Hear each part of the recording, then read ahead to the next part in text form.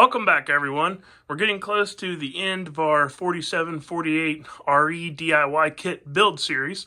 And today we are going to air test everything, check our in-play, and if everything's good, we'll start getting the valve body put in this thing. So I like to go ahead and check the in-play first. That way when I air test it, if I find that I need to take the drum back out because of a seal issue or whatnot, or something happening with the case, then I can change the in-play if needed at the same time. But really, it doesn't matter. You could air test this first and then do the in-play, or do the in-play and then air test it like what we're going to do here. So, easiest way to check your in-play is you're going to want to get the transmission up on some blocks, just like when we measured for the overdrive clearance. That way the output shaft is not sitting on the table. You want that to be suspended. And then you're going to need to set up your dial indicator setup. And I just basically have that on the pump body. And then the tip is on the top of the input shaft there. And I've got it set at 0.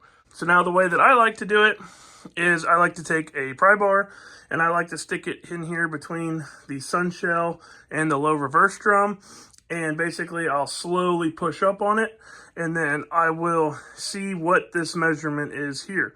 We are shooting for between 20 and 80 thousandths. I like to run them around 40 thousandths if possible. Sometimes, depending on, the case, the stack up and everything, it's not perfectly possible to get it right at 40, but ideal is somewhere around 40 thousandths. Anything between 20 and 80 thousandths is perfectly acceptable. So let's see what this one is. So we'll stick this in between the sun shell, and then like I said, I like to go slow. Now you can see that there's going to be some slop in here before it even starts moving our dial indicator. And that is basically just the slack of the sun shell, the gear train, and that is not what we're looking for. We're looking for the actual input shaft measurement. So we'll push on it a little bit more, and you can see, our dial indicator starting to move.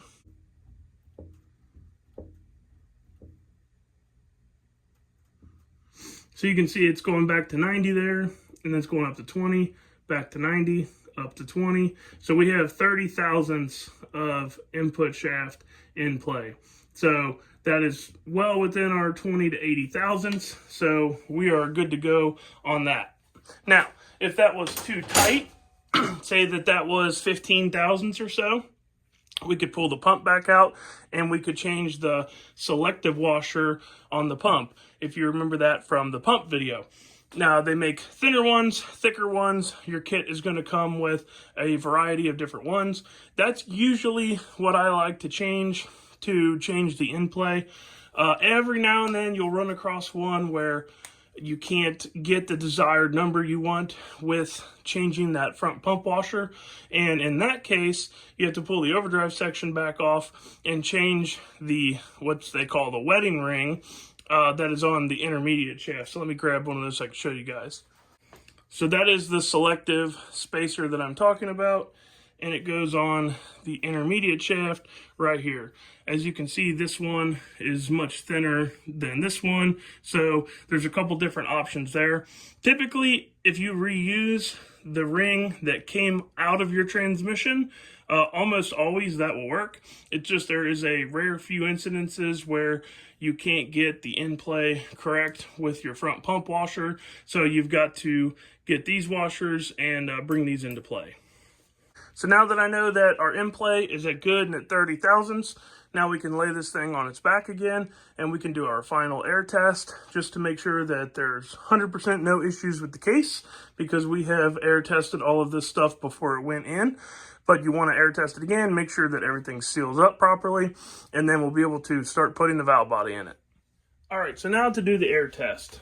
So the big port here is going to be your forward clutches.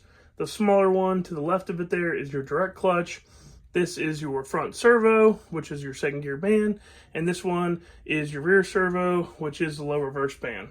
The overdrive section back here, you're not going to be able to test. You have to have the Sonex vacuum tool to be able to do that. So you DIY guys at home won't be able to test that, but that's why we put so much emphasis on making sure that the lip seals are correct, for the overdrive piston. The piston's in good shape, the support is in good shape, and your overdrive spacing is correct. As long as you've done all those steps right and you've been careful about assembling it, usually you'll never have any problems out of that. And then these front 2 ports here, just lock up apply, lock up release, and then that is to the cooler. So nothing that you're going to check with those 3. So you're just going to use these 2, this one, and this one for our air test. Now, sometimes if you guys didn't use a bunch of ATF when you assembled the transmission, sometimes you need to pour some ATF down in these holes that you're going to air test. Sometimes you might seem like, oh, I don't know if I have a leak or not, it seems kind of weak. And then you pour some ATF down in there and it seals it up really good and tight, and then you know it's good. So let's check this out. We're going to use our rubber tip air gun here, and we're going to start with the forwards. Now, just like we talked about before when we're air testing stuff, you don't want to go just hammering on it with air pressure. I like to use full 150 psi of shot pressure, so that way it's simulating line pressure the best as possible. So we just give it a little bit, and you can hear that clutch apply. And I kind of will apply it and then pop it out to make sure that there's good pressure behind the nozzle here. So the forwards are sealing up good. Now let's check the directs.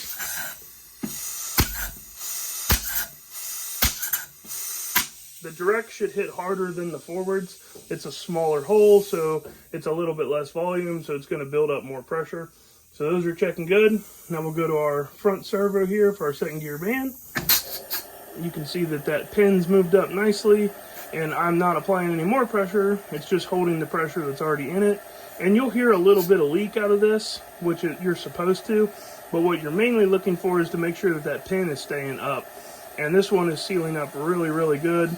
Usually if the pins drop down by now, that's still okay. That one is sealed up really nice. And then the low reverse servo, same thing. These seem to seal up really good, so you barely even have to hit them with any pressure. They build up super fast.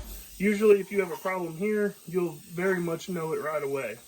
So that's everything that we can check air test wise. It all still looks good once we've assembled it into the case. So now we're ready to start putting the valve body in.